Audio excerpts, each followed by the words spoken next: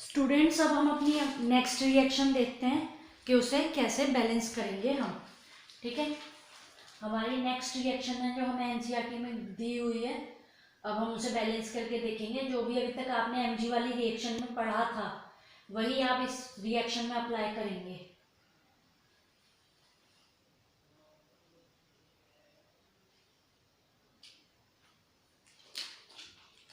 Balance करते हैं reaction को। Balance the reaction. आप जब भी पढ़ रहे हो मेरी वीडियो से तो अपनी एनसीईआरटी खोल के पढ़िएगा। इससे आपको और भी अच्छे से समझ में आएगा कि जो भी मैं पढ़ा रही हूँ वो एनसीईआरटी में कहाँ लिखा है। देखिए, अब लिखा है Fe plus H2O gives Fe2O4 Fe3O4 है।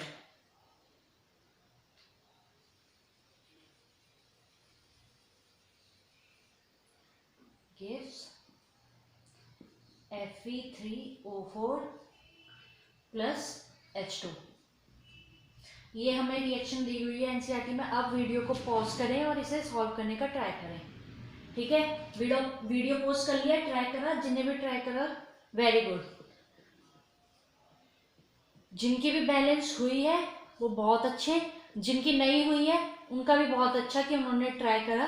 ट्राई करने से ही समझ में आएगा। मैं यहाँ पे पढ़ाऊंगी उससे बिल्कुल 10% समझ में आएगा, लेकिन अगर आप अपने आप ट्राई करेंगे तो आपको 90% समझ में आएगा।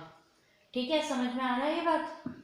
तो खुद ट्राई करके देखें एक बार, और ना हो तो वीडियो देखें। अब देखो, टेबल बनाते हैं साइड में। यहाँ पे बिल्कुल हल्की सी टेबल बनाते हैं। अब जल्दी जल्दी करेंगे क्योंकि हमें पता है हमें क्या लिखना है। पहले आयरन, रिएक्टेंट में कितना है Fe1, प्रोडक्ट में देखो 3, Fe प्रोडक्ट में कितना है 3। उसके बाद हाइड्रोजन, नेक्स्ट हाइड्रोजन रिएक्टेंट में कितना है 2, प्रोडक्ट में 2, यानी हमारा हाइड्रोजन बैलेंस है, Fe बैलेंस नहीं है। देन ऑक्सीजन, रिएक्टेंट में कितनी है 1 और प्रोडक्ट में 4, तो हमारा ऑक्सीजन भी बैलेंस नहीं है। अब इनमें से या तो हम पहले आयरन लेंगे या फिर ऑक्सीजन लेंगे और उन्हें बैलेंस करने का ट्राई करेंगे। क्या करेंगे? बैलेंस करने का ट्राई। मैं ऑक्सीजन ले रही हूँ पहले, कुछ भी ले सकते हैं आप, पहले आयरन भी ले सकते हैं या पहले ऑक्सीजन भी ले सकते हैं। सेकेंड, मैं अब इसमें ऑक्सीजन बैलेंस करके देखूंगी। Fe plus H2O gives Fe3O4 plus H2। Reactant में ऑक्सीजन 1 है, प्रोडक्ट में 4 है। हम हमेशा इंक्रीज कर सकते हैं एटम, ये नहीं कि बराबर करने के लिए हम दूसरी साइड से कम कर दें। यहाँ पे 1 है, यहाँ पे 4, इसलिए हमें ऑक्सीजन रिएक्टेंट में भी कितनी करनी होगी 4। ऐसा नहीं कि प्रोडक्ट में भी 1 कर दे, नो, हमें रिएक्टेंट में ऑक्सीजन 4 करनी होगी।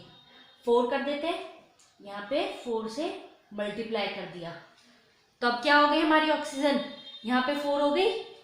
देखो 1 ऑक्सीजन इंटू 4 कितनी हो गई, 4 ऑक्सीजन हो गई।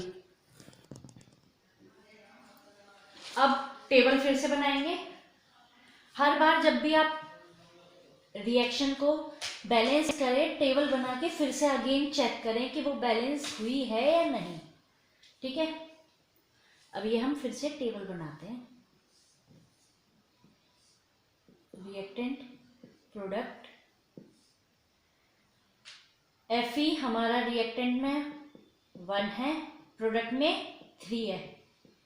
देखो 3 है, बैलेंस नहीं है। ऑक्सीजन हमारा रिएक्टेंट में कितना है 4, ऑक्सीजन 4 है, प्रोडक्ट में कितना है 4, ये बैलेंस है। फिर हम देखेंगे हाइड्रोजन, 4 इंटू 2 8, हमारा हाइड्रोजन रिएक्टेंट में कितना है 8 है और प्रोडक्ट में कितना है 2, यानी ये बैलेंस नहीं है। हमने ऑक्सीजन बैलेंस किया तो हमारा हाइड्रोजन क्या हो गया, अनबैलेंस्ड हो गया। तो अब हाइड्रोजन को बैलेंस करते हैं। थर्ड, अब हम इसमें क्या करते हैं, हाइड्रोजन को बैलेंस करते हैं। Fe plus 4H2O gives Fe3O4 plus hydrogen. Hydrogen हमारा रिएक्टेंट में 8 है और प्रोडक्ट में 2 है, तो हमें प्रोडक्ट में उसे कितना करना होगा 4। प्रोडक्ट में 4 करने के लिए हम यहाँ किससे मल्टीप्लाई करें कि आंसर 4 आए? क्या मल्टीप्लाई करें 2 में कि 8 आए आंसर? क्या करेंगे? 4 से मल्टीप्लाई करेंगे। यहाँ पे 4 लिख दिया, तभी नहीं होगा हाइड्रोजनेट। देखो इतना तो आता होगा बेसिक। 4 इंटू H2 कितने हाइड्रोजन हो गए? 8। अगेन अब हम फिर से टेबल बनाएंगे बैलेंस करने के बाद, ये देखने के लिए कि हमारी रिएक्शन बैलेंस है या नहीं।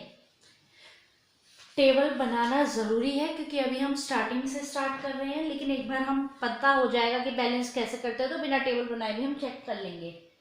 लेकिन क्योंकि अभी स्टार्टिंग है, फर्स्ट टाइम सीख रहे हैं, तो हर बार टेबल बनाएंगे। रिएक्टेंट प्रोडक्ट, आयरन रिएक्टेंट में 1, प्रोडक्ट में 3, बैलेंस नहीं है। हाइड्रोजन प्रोडक्ट में, रिएक्टेंट में कितना है? 8 और प्रोडक्ट में 8, बैलेंस है। ऑक्सीजन रिएक्टेंट में कितना है? 4 और प्रोडक्ट में कितना है बताओ? 4, यानी हमारी ऑक्सीजन बैलेंस है। अब हमें किसे बैलेंस करना है? अब हमें आयरन को बैलेंस करना है। अब हमारा आयरन बचा है। फोर्थ में अब हम आयरन को बैलेंस करेंगे। Fe plus 4H2O gives Fe3O4 plus 4H2। हमारा रिएक्टेंट में 1 आयरन है और प्रोडक्ट में कितना है? 3, तो हमें रिएक्टेंट में कितना करना होगा? 3, तो हम किससे मल्टीप्लाई करेंगे? 3 से। समझ में आया? अब हमने इक्वेशन लिखी, बैलेंस किया आयरन को। अब हम फिर से चेक करेंगे कि हमारी रिएक्शन बैलेंस हुई है या नहीं हुई है। Again we will make the table and check whether the reaction is balance और नॉट। टेबल बनाएंगे, रिएक्टेंट प्रोडक्ट, उसमें आयरन देखेंगे। रिएक्टेंट में कितना है?